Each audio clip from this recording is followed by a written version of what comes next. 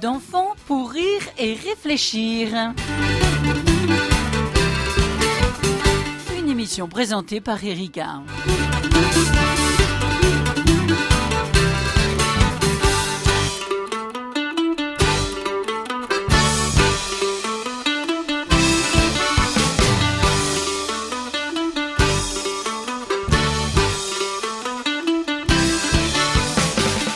Pourquoi tant de questions dans un livre de théologie, théologie enfantine? La théologie n'est-elle pas un ensemble d'affirmations dogmatiques? Non. Dans les 4 évangiles, Jésus ne pose pas moins de 287 questions. On y trouve bien moins de déclarations et d'affirmations. Sa première déclaration est en fait une question. « Pourquoi me cherchiez-vous » Dans l'évangile de Luc, chapitre 2, verset 49. Lui, comme les enfants de partout, se plaisait à écouter et à poser des questions. Dans l'évangile de Luc, chapitre 2, verset 46, devenu adulte, Jésus garda cette caractéristique de l'enfant.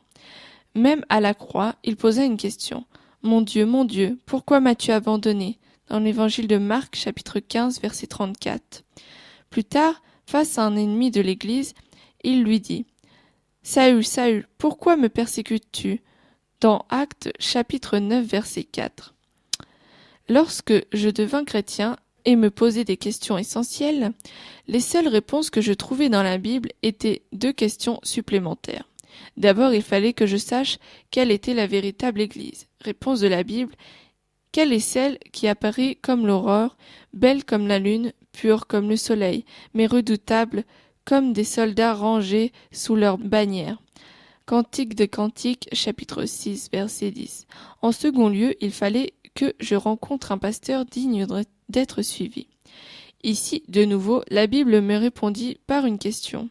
Quel est le gérant fidèle et sensé à qui le maître confiera le soin de veiller sur son personnel pour qu'il donne à chacun, au moment voulu, la ration de blé qui lui revient? Dans l'évangile de Luc, chapitre 12, verset 42. La question est qui? La réponse est aussi qui? Questionner représente une part importante de la vraie théologie. Heidegger disait « Questionner, c'est la piété de la pensée » dans 1 Corinthiens chapitre 13 verset 9.